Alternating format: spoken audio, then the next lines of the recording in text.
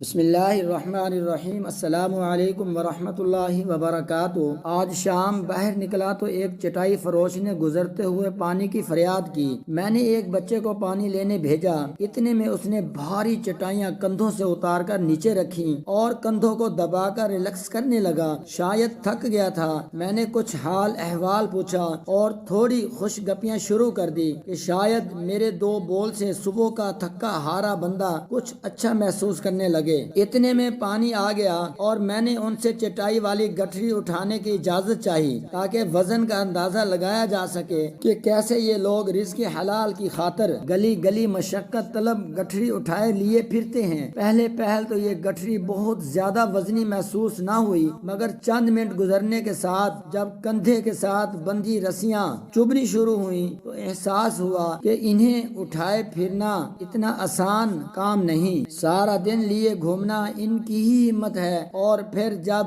اپنی ذات کی طرف دیکھا اور سوچا کیا ہمیں اپنے رب کا شکر گزار نہیں ہونا چاہیے کہ اس نے ہمارا رزق کتنا ہی کم مشقت طلب کاموں میں رکھا ہوا ہے۔ اگر میں اس کی جگہ ہوں تو آخر کتنے دن یہ کام سر انجام کر پاؤں گا، ورنہ ہم میں ایسے کیا پھول بوٹے لگے تھے جو اس نے ہمیں یہ آسانیاں دی۔ وہ چاہتا تو ہم ان کی جگہ ہوتے اور وہ ہماری جگہ۔ تو جب بھی ایسے لوگوں سے واسطہ پڑے، زیادہ نہیں تو کم سے کم ان کا حال احوال پوچھ لیا کریں، تھوڑا پانی پلا دیا کریں، اچھے سے پیش آ جایا کریں۔ اسی سے یہ بہت خوش اور اچھا محسوس کرنے لگتے ہیں۔ تو اس پر تکبر کرنے کی بجائے مزید جھک جایا کریں کہ مالک تیری کرم نوازی ہے، ورنہ میری یہ اوقات کہاں، اور اپنے ارد گرد مستحق لوگوں کی مدد کرتے رہیں تاکہ تکبر اور رزق بانٹنے جیسے دونوں امتحانوں میں ہم بآسانی پاس ہو سکیں۔ میرا رب ہم سب کے لیے آسانیاں فرمائے۔ خوش رہیے، خوش رکھیے۔